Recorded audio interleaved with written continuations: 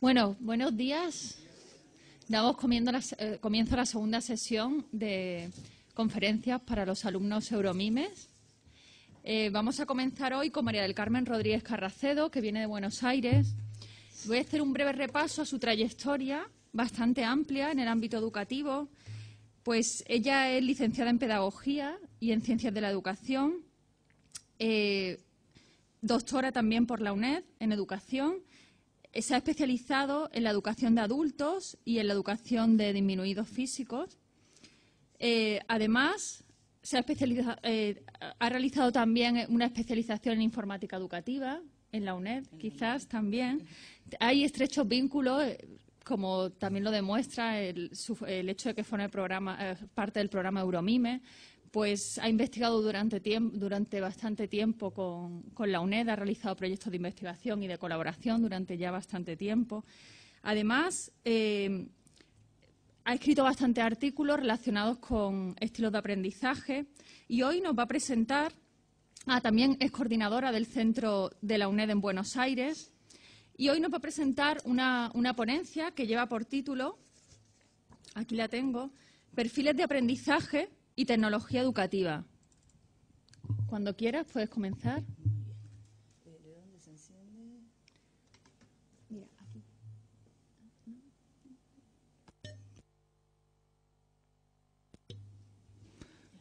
Hola, buenos días. Bueno, con algunos es un reencuentro. Nos hemos visto en Portugal en el mes de enero. Así que, bueno, vamos a tener otra experiencia. Hoy voy a tratar de hablarles de la confluencia entre los perfiles de aprendizaje y la tecnología educativa como una alternativa para la mejora y la optimización del aprendizaje. Sobre eso es sobre lo que más he investigado y sobre lo que he realizado mi tesis doctoral. Estamos en la era digital, eso no es una novedad, ¿verdad?, para nadie. La llegada de esta era digital tiene mucho que ver, por supuesto, con las tecnologías y cómo ellas han influenciado, cómo han tenido un impacto social. Hoy a la mañana pensaba, bueno, cómo comenzar esta charla, qué transmitirles. A mí me preocupa bastante, como me acaba de presentar la profesora, como docente de adultos también, que he sido, el hecho de que todavía exista la educación de adultos en el nivel primario, es decir, que todavía haya que alfabetizar en lectoescritura. Las tecnologías en este sentido han traído otro gran problema.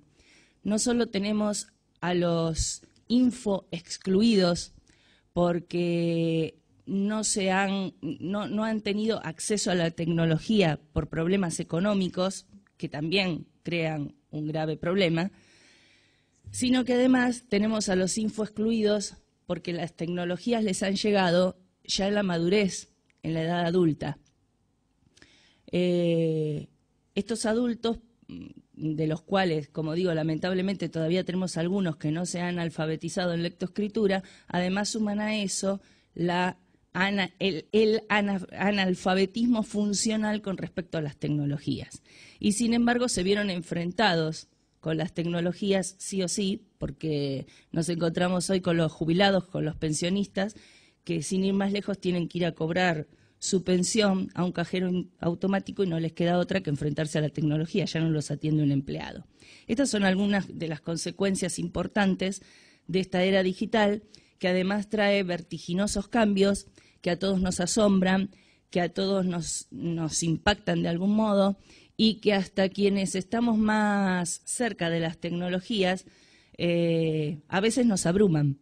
El otro día con una profesora, amiga, comentábamos, las dos de Ciencias de la Educación, las dos de Tecnología, cuánto tiempo nos implica ponernos a trabajar y aprender a utilizar un nuevo dispositivo. Así que cuanto más a estas personas adultas que no han nacido en la era, que no han nacido en la era digital.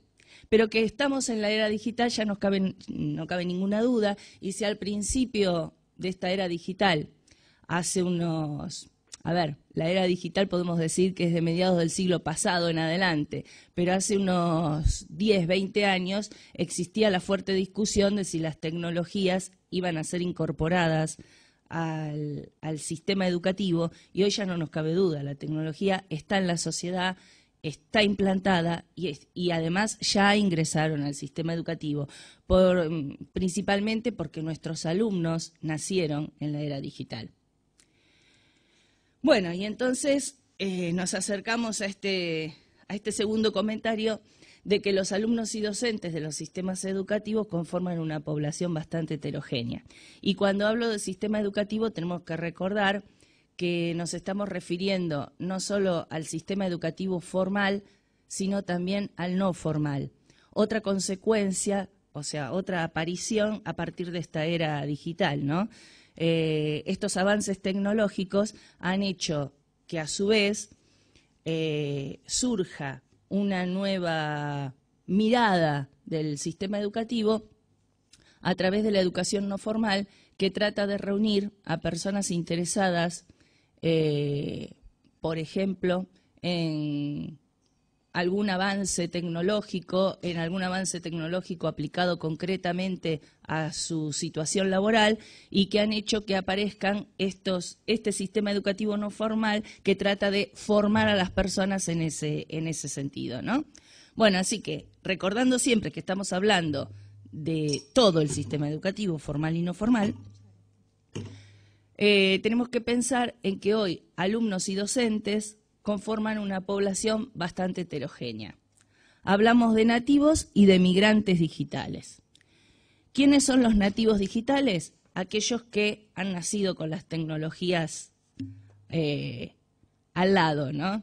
Digo que a mí misma me sorprende cuando les digo a mis estudiantes jóvenes me refiero a estudiantes de magisterio de 20, 21 años, que nos asombraba la televisión cuando éramos pequeños y que pensábamos a ver cómo hacían esos hombrecitos para disminuirse y meterse dentro del aparato. Y a estos jóvenes les asombra y se ríen y les causa mucha gracia y piensan cómo podíamos llegar a pensar eso. Bueno, sencillamente porque ellos nacieron y las tecnologías ya estaban en la sociedad. Y mucho más que un televisor, un teléfono móvil, Internet. Pensemos que Internet ya lleva entre nosotros en lo cotidiano por lo menos unos 20 años. Así que eso sería la definición de nativos digitales. Inmigrantes digitales, todos los demás, entre los cuales me incluyo, que en la juventud o comenzando la adultez o más adelante, nos hemos ido haciendo a las tecnologías. En ese sentido, siempre digo que fui casi una pionera, porque en el año 91 tenía el primer ordenador en mi casa y me asombró y dije, qué bueno con este dispositivo todo lo que podemos hacer. Pero no ha sucedido lo mismo con todos los que están en el sistema educativo, y lo que tenemos que pensar es que muchos de esos migrantes digitales conforman aún la clase trabajadora, es decir, los docentes en actividad, ¿no? Bueno, ¿qué efectos y consecuencias trae todo esto? Por un lado, los nativos digitales que parecen manejar de taquito, como decimos en Argentina, las tecnologías. Es decir, tocan, los adultos y los adultos mayores sobre todo se asombran y dicen, tocan y tocan y tocan y resuelven y pueden hacer de todo. O sea que parece ser que los nativos digitales son unos genios con las tecnologías, las saben hacer porque les nace. Yo me arriesgaría a decir que no es tan así. Sobre todo porque a veces no hay un real aprovechamiento o un aprovechamiento apropiado de la tecnología, y menos si lo vemos desde el sentido pedagógico. Es decir, son capaces a lo mejor de estar escuchando música, de estar viendo 4 pantallas a la vez, de estar seleccionando un dibujo para guardarlo, estar hablando con un amigo y estarse conectando por otro con chat. Pero cuando verdaderamente hay que hacer un aprovechamiento educativo de esas tecnologías, encontramos que no son capaces, por ejemplo, de buscar información en la web. O no son hábiles para hacerlo, o simplemente utilizan lo que encuentran en la web como copia y pega. Hace poco me hacían una entrevista y me decían, bueno, a ver, ¿no habría que prohibir el uso del ordenador? Y vuelvo a repetir, el ordenador está en la sociedad, no lo podemos prohibir. Lo que tenemos que hacer somos los docentes prepararnos para que esas tecnologías sean bien aprovechadas y bien utilizadas. Y enseñarles a que con la tecnología podemos resolver no solo los problemas de la escuela, sino los problemas cotidianos de la vida, y eso es lo importante. Y por el otro lado, tenemos a los migrantes digitales que en principio se han rehusado, y creo que desgraciadamente todavía hay quien continúa rehusándose a la incorporación de las tecnologías al aula. Son esos mismos migrantes docentes quienes dicen, bueno, no, el alumno copia y pega. Y volvemos a lo mismo. Yo digo, el alumno puede copiar y pegar con una tecnología un poco más antigua, que es ir a la biblioteca, fotocopiar un libro y presentarlo en el trabajo práctico. Vuelvo a repetir, está en nosotros elaborar un trabajo o una guía didáctica, por ejemplo, que haga que el alumno tenga que investigar en la biblioteca real o en la biblioteca por internet. No importa cuál sea el recurso. Todas son tecnologías. Hemos dejado de hablar también de nuevas tecnologías, porque todas son tecnologías y todas deben ser aprovechadas. Debemos aprovechar los recursos que tenemos al alcance. Entonces, es importante que sea el docente quien sabe planificar la tarea y quien pone al alumno en esa situación en que, como digo yo, debe hacer un clic para aprender. Forzar el aprendizaje de modo tal que sea graduado, que no sea un aprendizaje tan forzado que el alumno no lo pueda alcanzar, pero tampoco tan fácil que no tenga que razonar y que no tenga que pensar y que no tenga que trabajar. Por lo tanto, vuelvo a repetir, podemos hacer un mal uso de la fotocopiadora y podemos hacer un mal uso de Internet. No va en que estamos trabajando con ordenadores, sino en lo que el docente planifica y prepara para sus alumnos. Entonces, las negativas han sido las barreras que prohibieron el avance de la investigación pedagógica sobre el uso apropiado de las TIC. Esto de creer que los nativos digitales, porque nacieron en la era digital, tienen fluido conocimiento para utilizar las tecnologías, que es a lo que me refiero con la confianza excesiva en el conocimiento de los nativos digitales, ¿no? Los miedos de los docentes frente a un nuevo desafío. Yo digo que siempre el docente tuvo que ser sincero con los alumnos. Y en un aula de cuarto, quinto grado, sexto en adelante, siempre cualquier alumno pudo sorprendernos con una pregunta que no supiésemos contestar. Y está en el respeto que se va a ganar el docente demostrarle que, bueno, que aunque es un docente no lo sabe todo. Y así como hace 30 años, en el 80 y algo, cuando un alumno me hacía una pregunta en primaria y no la sabía, yo le decía, vamos a buscarla entre todos en el diccionario. Bueno, ¿por qué tenemos que tener miedo? ¿Por qué no explicarles que somos migrantes digitales? Y que entonces si no sabemos utilizar algún dispositivo, tenemos que aprender junto a ellos, que en eso nos pueden facilitar el camino. Sería una buena instancia, incluso para que a edades más avanzadas los nietos trabajaran con los abuelos en un aprendizaje acompañado intergeneracionalmente, ¿no? De esto hablaba también el año pasado en algunas conferencias y cursos que hicimos de UNED Senior sobre informática educativa, y nos llamaba la atención que si bien invitamos a los jóvenes a participar de UNED Senior con sus padres y con sus abuelos, no tuvimos a ninguno que se acercara, y sí tuvimos abuelos que vinieron asustadísimos porque decían, pero yo voy a venir al curso, pero nunca encendí un ordenador, ¿eh? Y les decíamos, bueno, vamos a tener paciencia y vamos a empezar de cero. Y hacerles reconocer que no está tan lejos, como decía, del cajero automático, de una lavadora, que no deja de ser un dispositivo, de una nevera, que cuando la compramos nueva tenemos que leer el manual, o de una placa de vitrocerámica, ¿no? Y también todo eso, o sea, esos miedos, llevan a una resistencia a incorporar la tecnología en el aula. Entonces, si no incorporamos la tecnología, no probamos, no vemos qué es lo que sucede, nunca vamos a poder reflexionar críticamente sobre el hacer cotidiano en el aula. Y eso es investigar. No tenemos que pensar en un científico de laboratorio, como digo yo, con guardapolvo blanco para pensar en investigación científica. En el aula se investiga. El buen docente trata de reflexionar sobre su práctica para poder investigar. Bueno, pero a pesar de todo esto, y gracias a Dios, como dije, ya no hay más discusión acerca de si las tecnologías deben o no deben ingresar al aula. Y a nivel mundial existe la tendencia progresiva de incorporar las tecnologías al currículum y de acercarse a los nuevos tiempos que corren. ¿Cuál es entonces el aporte de los estilos de aprendizaje y el de las tecnologías?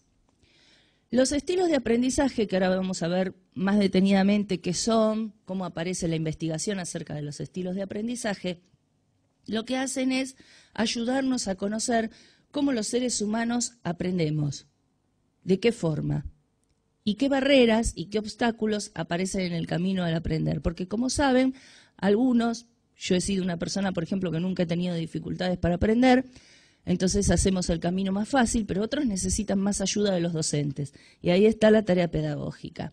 Entonces, si conocemos cómo se aprende, podemos ayudar a nuestros alumnos a aprender.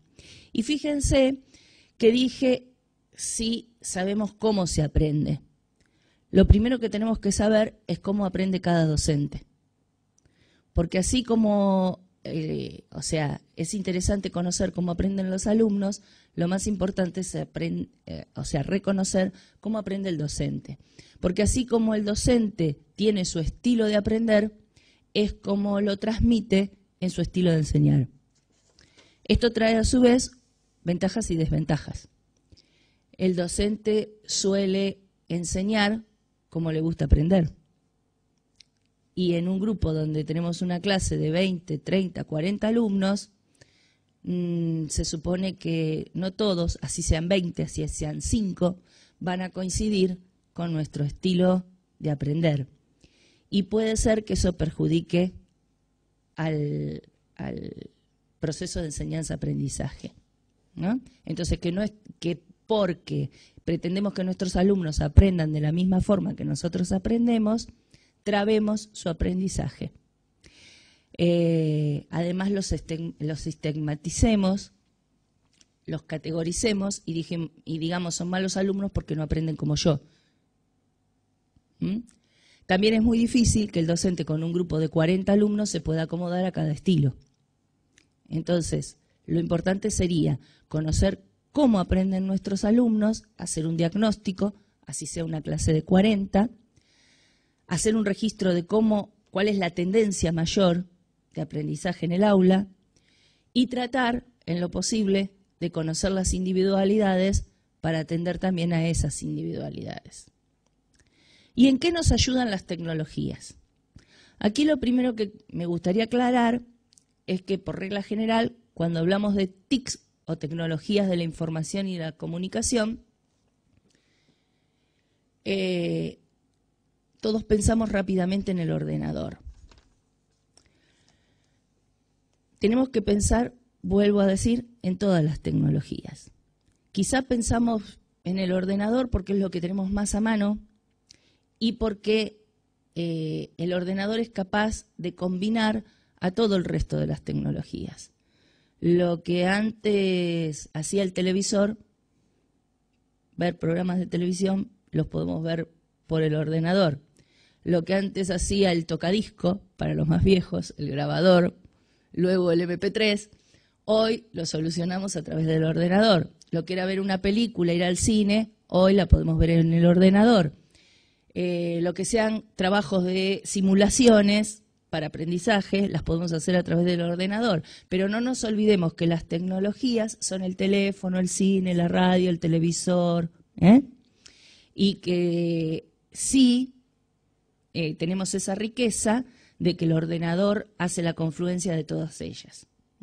Entonces, es el ordenador son las tecnologías las que pueden arrimarnos a facilitar el aprendizaje si nosotros conocemos cuál es la mejor forma que tienen nuestros alumnos de aprender y hacer una ayuda pedagógica individualizada. Hablamos también en esta era digital de una sociedad educativa en la que todo nos da ocasión de aprender y desarrollar las capacidades del individuo. De esto habla ya el informe de Delors del año 1996, cuando habla de un aprendizaje a lo largo de la vida. ¿Qué quiere decir a lo largo de la vida? Creo que este gráfico nos lo muestra bastante esquemáticamente, ¿no? Desde que se nace hasta que se muere. Hoy sabemos que el mejor momento para aprender, donde las neuronas están desarrollándose y donde nuestro cerebro está creciendo a gran velocidad, es la niñez. Entonces ese es el mejor momento de aprendizaje. Pero esto no quita que en la adultez podamos seguir aprendiendo. Y no es casual que haya puesto una foto de dos personas adultas ya, bien adultas, frente a un ordenador. Como decía antes, hay que animarlos a seguir aprendiendo, a esto que es aprender a lo largo de la vida. Y según ese informe de Delors, el aprender a lo largo de la vida está sostenido en 4 pilares. El aprender a conocer, el aprender a hacer, el aprender a ser, el aprender a convivir. ¿Qué es el aprender a hacer? El acercarse a los conocimientos, sobre todo a esos conocimientos conceptuales, ¿no? A la adquisición de nuevos conocimientos. Hoy las tecnologías nos brindan la posibilidad de acercar el mundo y de acercar la información que hay en el mundo en la inmediatez, o sea, ya. Entonces, no desperdiciar eso. Aprender a hacer. Aprender procedimientos. Aprender haciendo. Algo que yo creo que es importantísimo. Cuando somos pequeños, aprendemos a caminar caminando y nos caemos. Y siempre hay un adulto al lado que nos levanta y eso no nos atemoriza. Al contrario, nos animamos, seguramente porque somos pequeños, porque nos reconocemos los riesgos y volvemos a caminar. Cuando comemos, hay un adulto que nos enseña a usar los utensilios en la mesa. Y si cogemos la comida con la mano, hay un adulto que dice que no, que hay que coger el tenedor o la cuchara y nos enseña. Y lo hacemos. Y parece que después nos olvidamos del hacer, ¿no? Solamente se aprende a través de los libros. O solamente se aprende con las tecnologías, leyendo en Internet. No, se aprende haciendo. Y esto... cuando hablamos de los maestros, yo en los últimos años fui maestra primero y luego me dediqué a la formación de docentes, insistí mucho con mis alumnas y les decía esto mismo: si aprendimos a caminar caminando y cayéndonos, la única forma de aprender a ser maestros es haciendo. Entonces, enfrentándonos a grupos de clase, y aunque tengamos 25 años, a lo mejor somos migrantes digitales y no sabemos usar el ordenador, ¿por qué no permitir que los niños nos enseñen y nosotros aprender junto a ellos haciendo? Pero sobre todo, las cosas que son más prácticas no las vamos a poder aprender de otro modo que no sea mediante procedimientos. Y aprender a convivir y aprender a hacer tiene que ver más con las actitudes. Aprender a ser es hacer personas, hacer mejores nosotros mismos, conocer nuestras emociones, mejorar en nuestras emociones y poder convivir con los otros y darnos cuenta de que permanentemente a lo largo de la vida estamos aprendiendo con, de y junto a otros. Estos 4 pilares podrían resumirse en 3 cuando César Coll habla de contenidos conceptuales, procedimentales y actitudinales. Y yo, que siempre fui una ferviente defensora de mis ideas y atacaba cuando se combatían, cuando hace 30 años ya aproximadamente, fue un poquito menos, 20, la reforma educativa en Argentina, si algo rescaté de ella, fueron estas ideas de César Coll de hablar de contenidos conceptuales, procedimentales y actitudinales. Y me lamenté de que hubiera directoras de escuela, en parte me lamenté, que me preguntaran para quién eran los contenidos conceptuales, procedimentales y actitudinales, si para el alumno o para el docente. Me lamenté, digo, por un lado, porque no fuesen capaces de leer los nuevos diseños curriculares, habiendo llegado a esa altura de su vida y de su profesión, y por el otro lado me alegré de que diga, bueno, al menos consulto a un especialista en educación porque no entiendo esto, ¿no? Pero al mismo tiempo, siempre le recalqué a mis alumnos de magisterio que no nos quedemos en los contenidos conceptuales, que aprovechemos esto de los procedimentales y de los actitudinales. Y con el tiempo, en una nueva reforma, ya hace muy poquito, ahora unos 10 años o menos, desapareció, como digo yo, todas esas modas de hablar de algo y después desaparece y lo borramos del mapa, y estaba prohibido hablar de contenidos conceptuales, procedimentales y actitudinales. Volvimos a los contenidos. Entonces, como dije siempre yo, el maestro en el aula puede cerrar la puerta y de puertas para adentro hacer lo que le parece bien. Y yo sostenía y les exigía a mis alumnos, no lo pongan como título porque está prohibido. No pongan un título en su planificación que diga contenidos procedimentales, pero cuando planifican, no se olviden que enseñamos procedimientos y no se olviden que enseñamos actitudes. Las actitudes son más difíciles de prever, de planificar, porque yo no puedo decir, hoy voy a enseñar a cómo comportarse o tener una buena convivencia con el compañero de al lado. Eso surge de la vida cotidiana.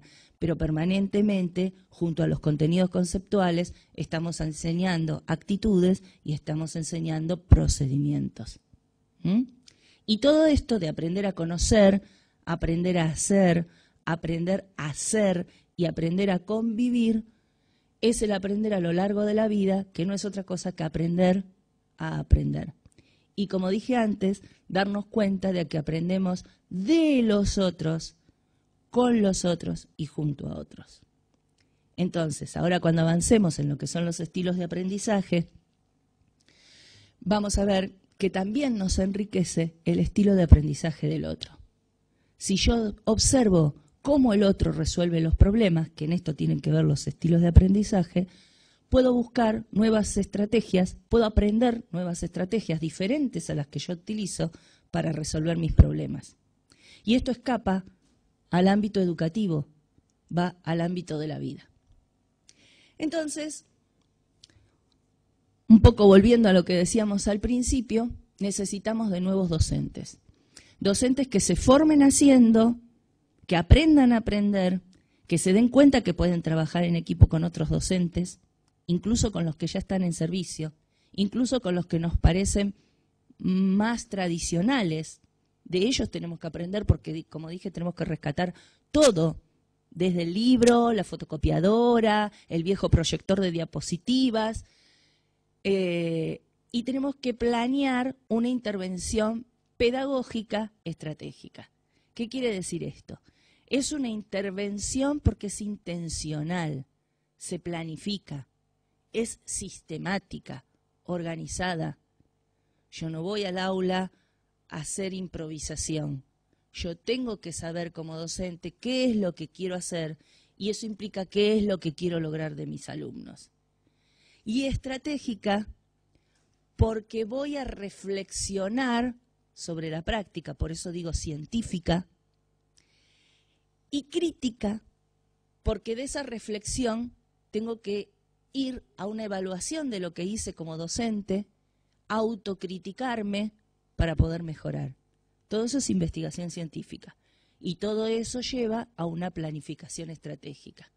Tengo que saber muy bien qué es lo que quiero lograr, qué es lo que quiero enseñar, contenidos conceptuales, procedimentales, actitudinales. Tengo que saber yo el para qué y sobre todo, importante, poder transmitírselo a los alumnos, porque ellos están aprendiendo y tienen que saber para qué están aprendiendo. Darle sentido a ese aprendizaje. Y si estoy hablando de alumnos adultos, con más razón, necesito hacerles reconocer el para qué. y qué es lo que están haciendo. Y cuando estoy formando docentes, estoy trabajando con alumnos adultos. Entonces, ¿qué esperamos del estudiante? Un estudiante renovado, un estudiante que aprenda competencias, un estudiante que vaya más allá de la vida escolar, que pase a la vida en sociedad, un estudiante que cuando termina el secundario sea capaz tanto de continuar sus estudios superiores como de insertarse en la vida laboral y en la vida social. En la vida social se van a tener que insertar todos. En la vida laboral, algunos, la vida laboral la van a acompañar a la vida estudiantil en el nivel superior y otros solo se van a dedicar a la vida estudiantil. Pero no nos podemos dedicar solamente a aquellos que van a seguir estudiando. Y un docente renovado, como digo, científico y crítico, que se sienta acompañante de sus alumnos, animador al aprendizaje, facilitador de la tarea, que de esto se trata. ¿Y cuál es el objetivo, como acabo de decir? Capacitar en competencias, competencias para la vida. No es otra cosa traducido que aprender, aprender siempre. Ese rol de facilitador implica conocer la realidad. Primero, como dije, conocerse a sí mismo para saber cómo va a actuar como docente.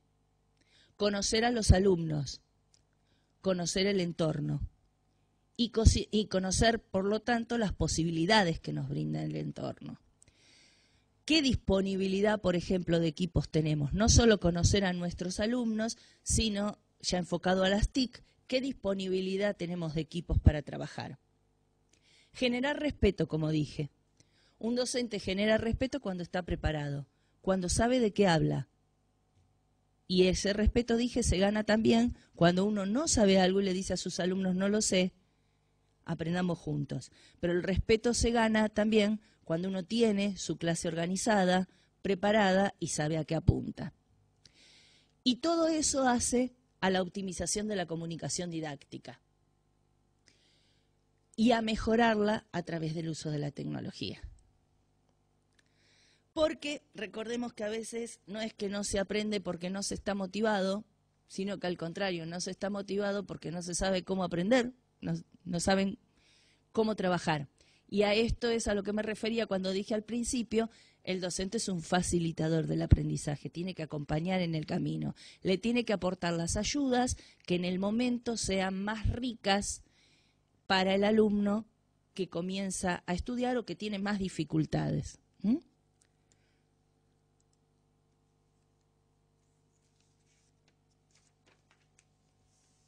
Estilos de aprendizaje, entonces, más las tecnologías. Nos permiten, por un lado, hacer un diagnóstico, vuelvo a repetir, tanto de los estudiantes, de nosotros como maestros, como de los equipos que tenemos disponibles, y tomar decisiones creativas.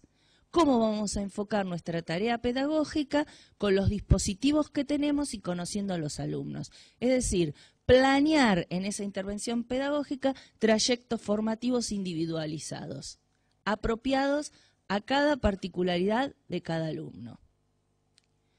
Hubo un largo camino desde el siglo XV en que se inventó la imprenta hasta el siglo XXI en que tenemos una mezcla de tecnologías, como les contaba antes, todas resumidas en el ordenador. Pero también tenemos que pensar que ese camino se aligeró en los últimos años, ¿no? Así como son 600 años en tiempo de desarrollo de las tecnologías, son apenas unos minutos si contabilizamos lo rápido que éstas avanzan. Necesitamos, como dije, un profesor gestor, estudiante currículum, un profesor que anime al alumno, que lo acerque al currículum y que sea facilitador. Esto de gestor, estudiante currículum es en términos de Gardner en su libro de 1995. Bueno, ¿y qué tiene que ver con todo esto los estilos de aprendizaje? Nos vamos metiendo en ello. ¿Qué es ser inteligente? Es una cuestión que se vino discutiendo desde hace rato pedagógicamente. ¿Qué es ser inteligente? En la antigüedad, ser inteligente era poder desenvolverse en sociedad, lo mismo que ahora, Pero claro, en una sociedad agrícola ganadera era suficiente con aprender a abastecerse de su propio alimento, ¿no? Y poder convivir con los otros, poder vivir en sociedad. Ya era suficiente. Nos bastaba con una educación informal para que eso se lograra. Informal, que no es lo mismo que no formal.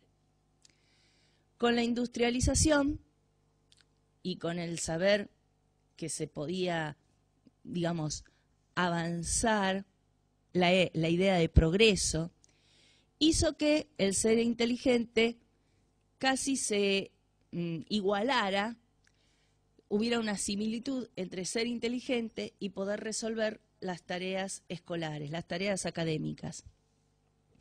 Es el comienzo, por un lado, de la legislación educativa, porque aparecen los sistemas educativos formales. Y por el otro lado, es este comienzo de tratar de que el alumno pueda aprender referido al aula. Entonces nos encontramos con que ser inteligente tiene que ver con poder resolver las tareas de la escuela. Y a principios del siglo pasado, el siglo XX, por el 1900, aparecen entonces los primeros test que permiten medir, entre comillas, la inteligencia, los test de coeficiente intelectual. Que el gran problema que trajeron era que justamente en lugar de ayudar a esa comunidad educativa que se pretendía ayudar al conocer su coeficiente intelectual, lo que se hizo fue categorizarla, apartarla de las aulas comunes, apartarla a aulas especiales, donde no pudieron convivir con los otros, esa parte tan importante del pilar, aprender del otro, y se los estancó. Tal es así que con el tiempo nos fuimos dando cuenta que hoy había personas que habían fracasado en la escuela y sin embargo después habían llegado a hacer lo que conocemos como genios talentosos, que dejo entre comillas esos términos, ¿no? Entonces, preocupados en esto, fundamentalmente hay tres teorías muy cercanas a nosotros, como ven, del 83 en adelante, pero que son teorías psicológicas que utilizamos en pedagogía para, digamos, basar nuestros fundamentos de por qué intervenimos hoy como intervenimos, que son la teoría de las inteligencias múltiples de Gardner, la teoría triárquica de la inteligencia de Steinberg y la teoría de la inteligencia emocional de Goleman. Cuando hay que recalcar que inteligencia emocional como término existía 30 años antes, pero es Goleman el que elabora esta teoría, ¿no? ¿Qué dice la teoría de las inteligencias múltiples de Gardner? Que no es tan así. Que eso que mide el coeficiente intelectual, los test que pretenden medir el coeficiente intelectual, en realidad lo que miden es un tipo de inteligencia, que es la lógico-matemática y la lingüística, en términos de Gardner. O verbal, también conocida la lingüística. Y que tiene que ver con lo que se hace más en la escuela. Pero dice Gardner, la vida y el aprendizaje es a lo largo de toda la vida. Entonces él dice que es muy difícil evaluar con test, con cuestionarios de lápiz y papel. Y él crea el aula Spectrum, espectro gamma, donde posibilita a los estudiantes un amplio espectro, de ahí su nombre, una amplia gama de recursos para que trabajen y para que resuelvan situaciones más que nada cotidianas.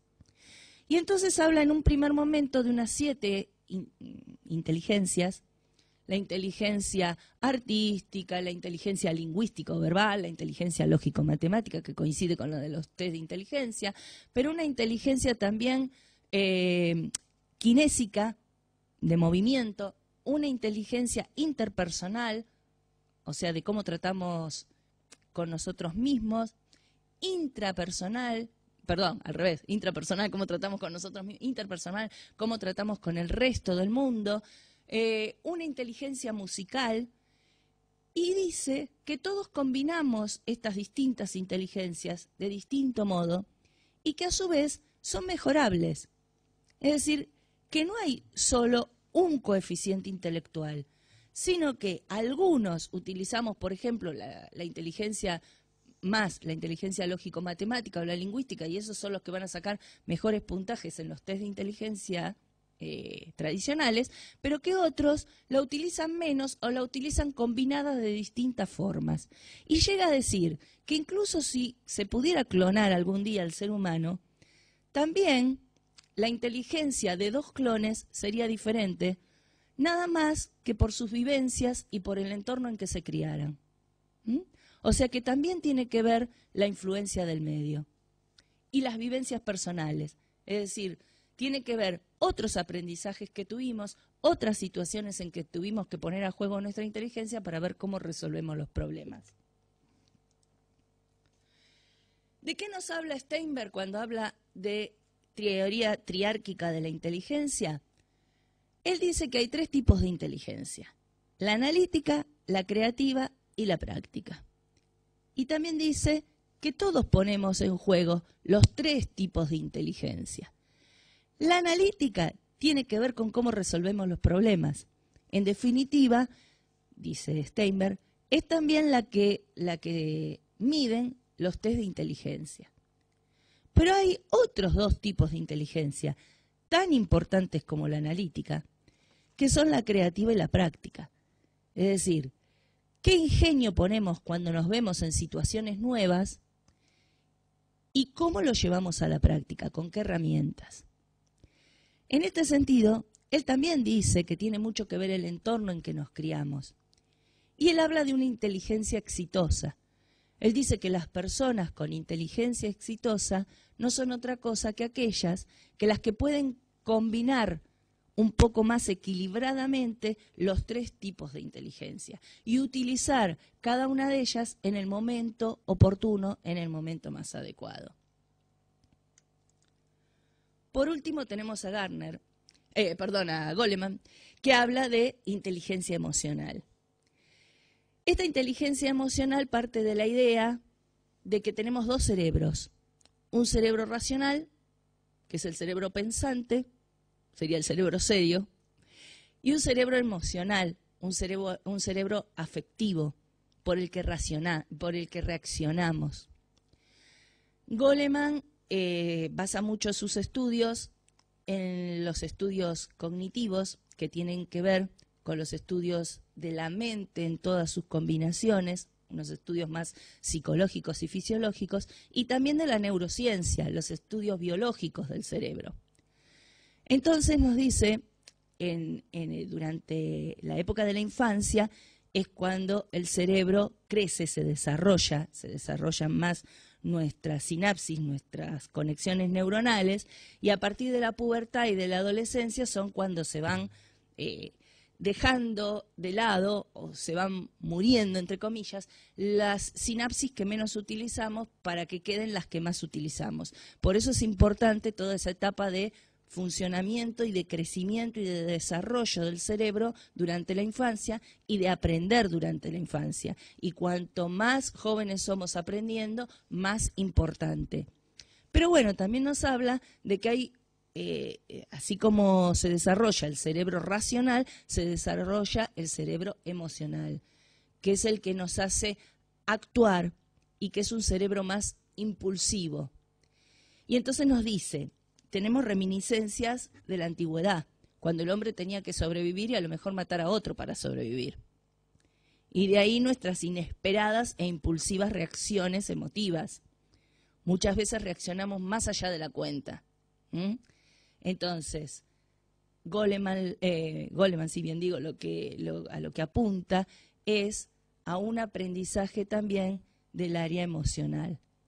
No olvidarnos que estamos con otros, no olvidarnos de esta convivencia y de que aprenda el cerebro emocional a ser menos impulsivo, menos reaccionar tan rápidamente y no dejarse llevar, y sí escuchar al cerebro racional, que es el que nos hace reflexionar y atender a las verdaderas necesidades. Y esto sobre todo dice, habría que empezar con cursos de inteligencia emocional con adultos. Así que lo que yo digo es por qué no trabajar desde la formación docente justamente también con esto de la inteligencia emocional, formarnos en la inteligencia emocional, que no es otra cosa en definitiva que aprender a ser y aprender a convivir. Bueno, entonces, coincidencias teóricas. Todos parten de que los test de inteligencia no hacen más que medir aquellas habilidades que son más propias de la escuela. Y que es una actividad, en el mejor de los casos, del cerebro de la parte izquierda, ¿no? Las habilidades lógico-matemáticas y lingüísticas aisladas se alejan de lo que es la inteligencia. Hay otras habilidades que tienen que ver con el concepto de inteligencia. El hemisferio cerebral derecho, a su vez, gobierna otras funciones especializadas tan importantes como las del cerebro izquierdo. Los test de lápiz y papel no son muy adecuados para evaluar capacidades. Es mejor ver al estudiante o al sujeto en acción. En cada campo de actividades usamos distintos tipos de inteligencias, todos. Y necesitamos de todas las inteligencias para resolver los problemas de la vida. Es importante detectarlas tempranamente, cuáles son las que el individuo tiene más a su favor, cuáles son las que utiliza más cómodamente. La inteligencia no es innata, se desarrolla, no es estática, por lo tanto es mejorable, y ahí es donde tenemos la intervención los docentes. La inteligencia está influenciada por el entorno y por las vivencias previas, y la educación debe promover la optimización. Entonces, desde un nuevo constructo de inteligencia están los aspectos cognitivos que, como dijimos, tienen que ver más con aspectos psicológicos, los estudios psicológicos, y los aspectos encaminados al proceso de aprender que tienen que ver más con lo pedagógico. Y eso, la confluencia de ambas cosas, es lo que nos da los estilos de aprendizaje. Es decir, biológicamente, psicológicamente, cómo es cada sujeto y también desde el punto de vista pedagógico. Cómo cada sujeto capta la información, es capaz de reverla, es capaz de modificarla, es capaz de transferirla a nuevas situaciones. Los estilos de aprendizaje se pueden diagnosticar, nos marcan esas diferencias individuales, tienen en cuenta las diferencias del contexto y nos permiten aprender estrategias para usar.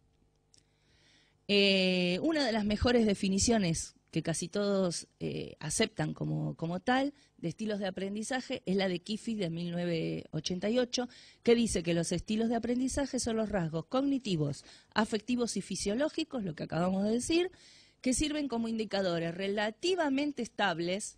Relativamente, son los que traemos, pero no quiere decir que no sean modificables, de cómo los discentes perciben e interaccionan y responden en los ambientes de aprendizaje.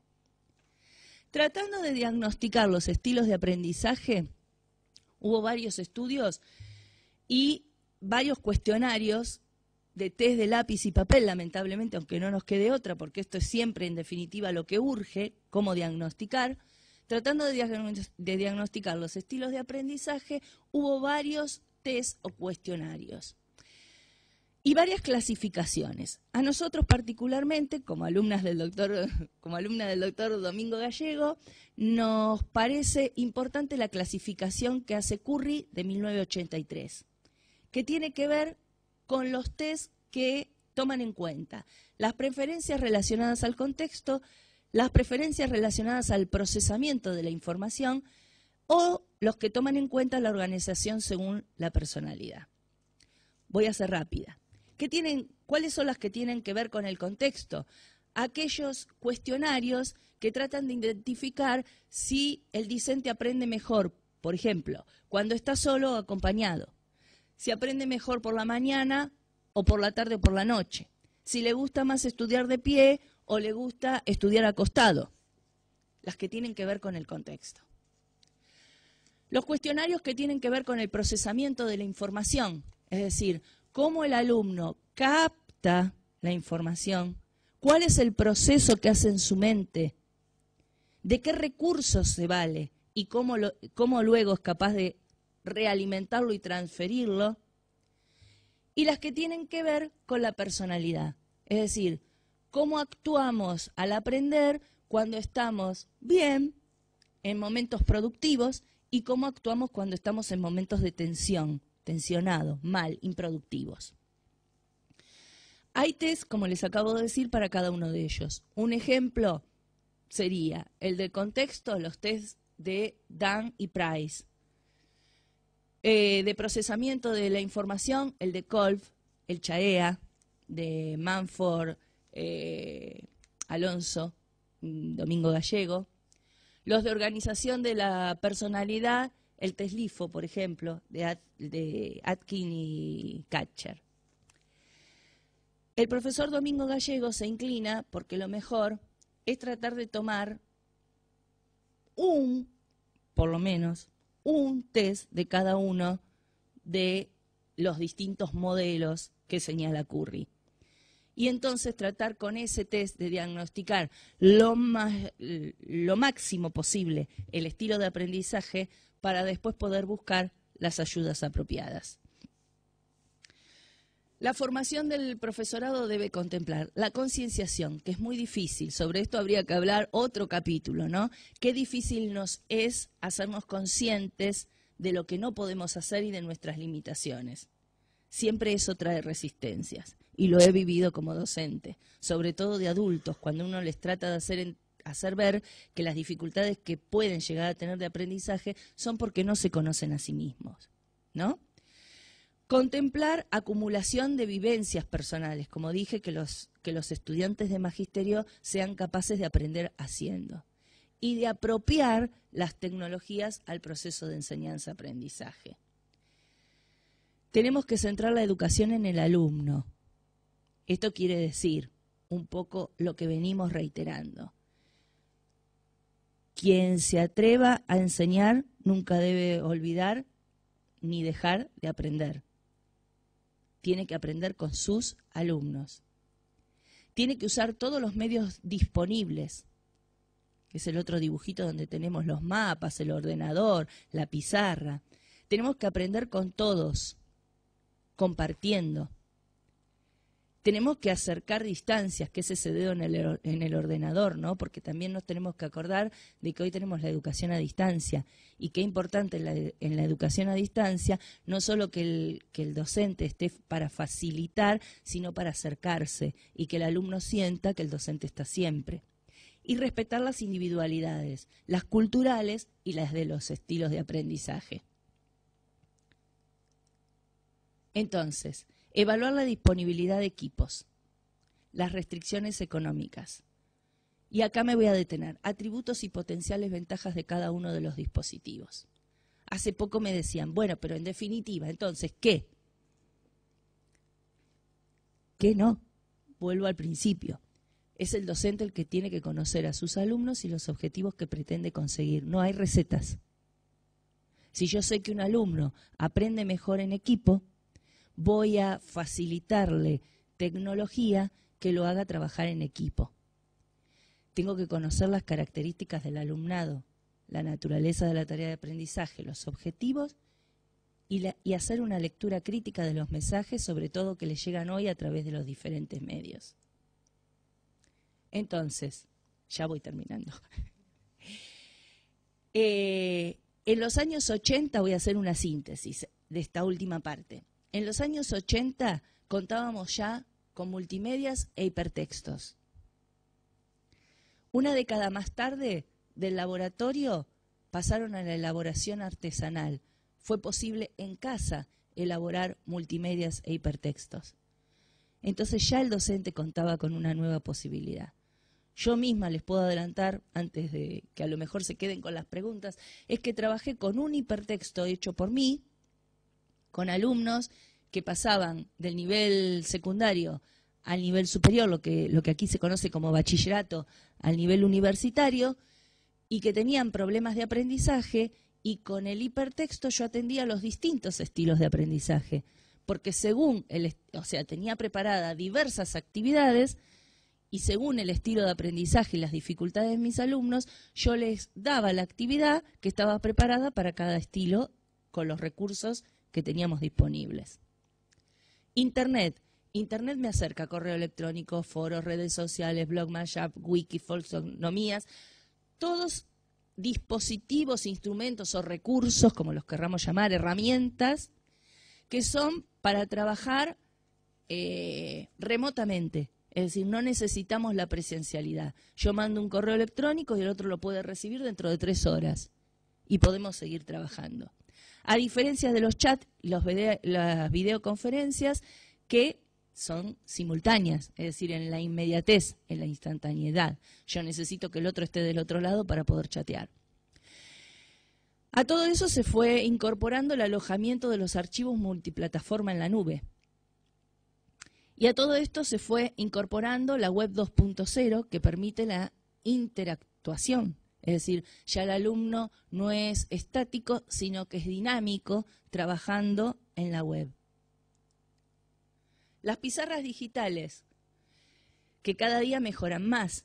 Ya las más modernas, las de LCD, no tienen el problema de las sombras. Las más modernas son interactivas, nos permiten trabajar a varios juntos en la misma pizarra, o sea que podemos estar haciendo 2 cuentas y ver quién termina más rápido, hacer competencias entre alumnos, a ver quién se equivocó, dónde se equivocó, por qué se equivocó. Y a todo eso hay que sumar los ordenadores de pantalla táctil. Ya ahora podemos estar trabajando en la pizarra digital todo el grupo y además cada uno con su ordenador personal y además cada uno con su ordenador de pantalla táctil que se asemeja a las pizarras digitales. Eso permite a su vez las aulas virtuales interconectadas, es decir, esto de las pizarras digitales y los ordenadores los podemos tener aún a la distancia y todo lo que vendrá, y no nos podemos imaginar, porque las tecnologías superaron ampliamente la ciencia ficción. La versatilidad de las tecnologías, gracias a sus imágenes auditivas, visuales, fijas o en movimiento, su facilidad de almacenamiento, esto de la plataforma nube, la recuperación en cualquier momento, en cualquier lugar, la reutilización, el poder compartir, el trabajar solo o acompañado, desde cualquier sitio, en cualquier momento, presencialmente o a distancia, permite adaptar libre y creativamente la aplicación a la facilitación y mejora del proceso didáctico en correspondencia con los estilos personales de aprendizaje.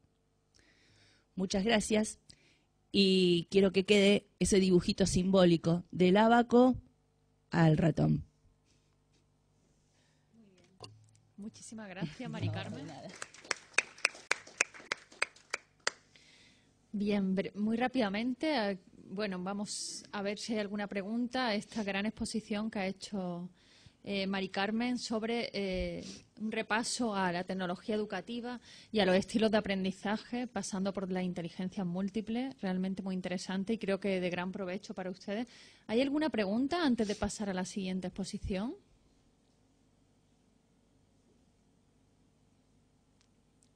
¿Nadie quiere preguntar nada? Parece que ¿O fue muy claro o no? fue extraordinariamente claro, yo creo que sí. ¿O no? Y bueno, en ese caso sí. ¿Sí? ¿Alguna por ahí? ¿No? Creía que había. Parece que no.